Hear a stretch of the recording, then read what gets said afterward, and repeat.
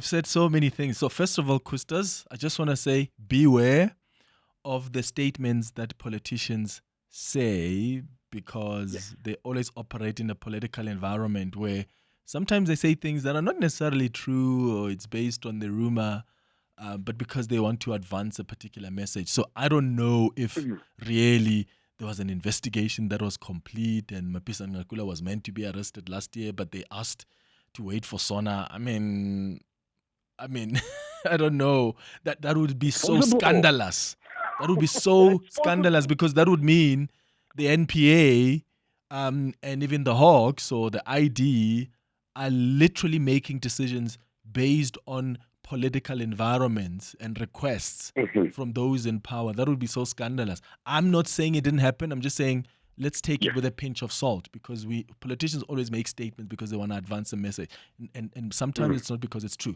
So here's what I want to ask you, Kustas, and I'll get the other listeners' thoughts as well. Where's the evidence that Mapisa-Nqakula solicited bribes?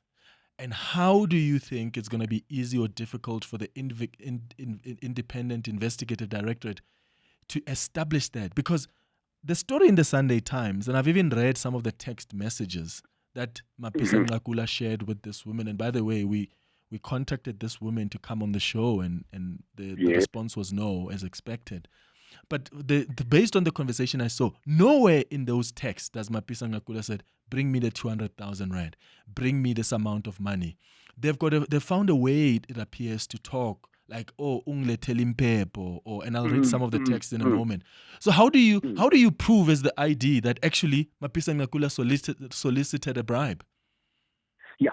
Okay, here's my answer to Clement as I let you go. Call the Hawks and ask them if they have a witness on that witness protection program that implicates Mapisa-Nqakula. Now, the Hawks cannot lie to you. Maybe they can, because they're not in a court of law. But the Hawks must answer. The police must answer to say, how far is the investigation on Mapisa-Nqakula, because it did not start now. What they are doing in Parliament is to cover for her now already. So that one is just a hogwash. That's not going to end anyway. So the police must answer this question. Where is the investigation? Do you have a witness under witness protection program? Because it looks like they have a witness under the witness protection program who spilled all the beans. Yeah. I'd like to leave it there, Clement. All right, Kustas, thank you for your contribution. Let's hear what the other listeners think on 011-883-0702. The WhatsApp line 072-702-1702. If you don't know what we're talking about, I'll just give you a bit of context so that you're not left behind. You may have heard stories even now on Eyewitness News about the National Assembly Speaker, Nosiviwe Mapisa-Nqakula. The Sunday Times yesterday revealed that she's being investigated in connection with the allegations while she was the defense minister that she was paid millions of rands in cash bribes by an SNDF contractor. Does that sound familiar with ANC ministers? Has the State Capture Commission not revealed how some of them have received these bags of cash? Anyway, that is not the first time we find out about these claims against Mapisa-Nqakula. In 2021, Parliament was investigating her for similar claims. This is when she was confirmed as the Speaker of Parliament. So she was investigated for receiving bribes totaling 5 million rand and receiving gifts such as wigs and blowing off 7 million rand on aircraft charters. Apparently she was living it up in luxurious hotels in Paris and in New York. And this was after the UDM leader, Bantu Holomisa, wrote letters to Parliament's Standing Committee on Defense, alleging that between 2017 and 2018, Mapisa-Nqakula received these gifts and bribes from a business person who was contracted to the military. And that business person was now blowing the whistle on their corrupt relationship. At the time, the Speaker denied the allegations.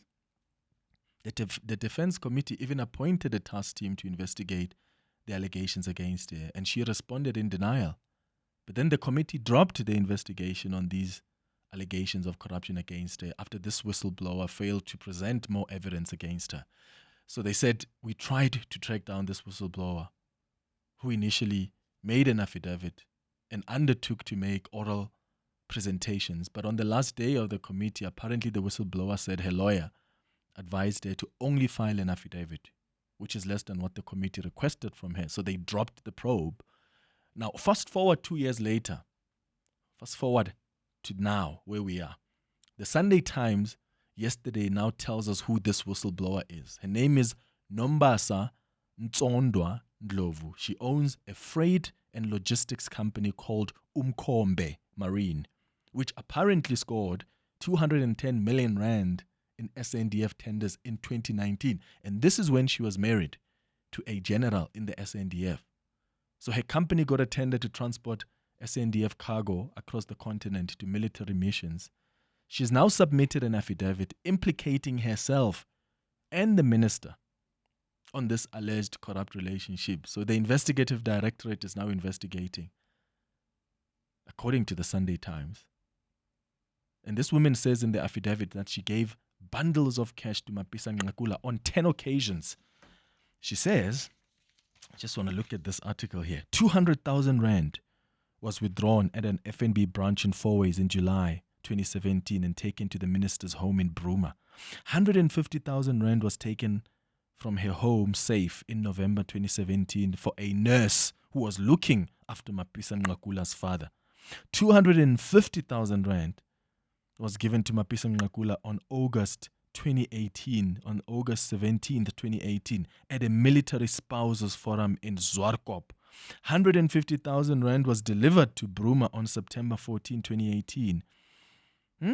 300,000 rand was delivered to the minister at an SNDF VIP area at OR Tambo on February 6, 2019. At this meeting, the minister allegedly shared with this woman details of a defense intelligence briefing that Umkhombe Marine belonged to Brigadier General Ndlovu.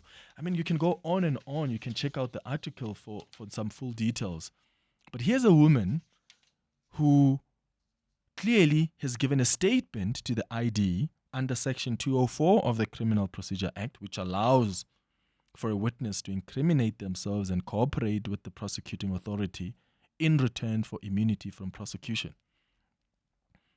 She's implicating the minister. This is someone who can testify against the minister.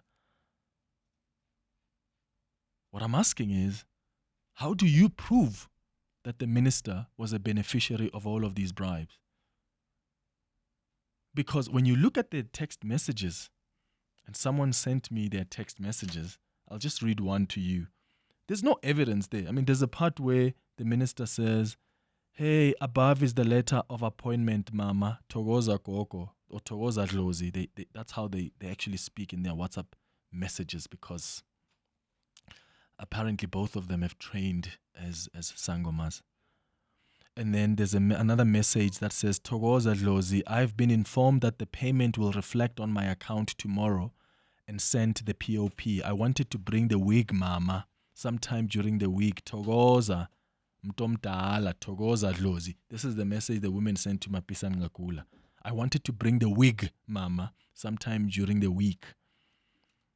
And then the minister says, please keep in touch with me so that I monitor this situation. Kuyagezwa apha. And then another text message says, Koko, oyini, iwig clozilam. Then message says, Togo, that's the minister saying, oyini, iwig clozilam. So the minister is asking her about a wig.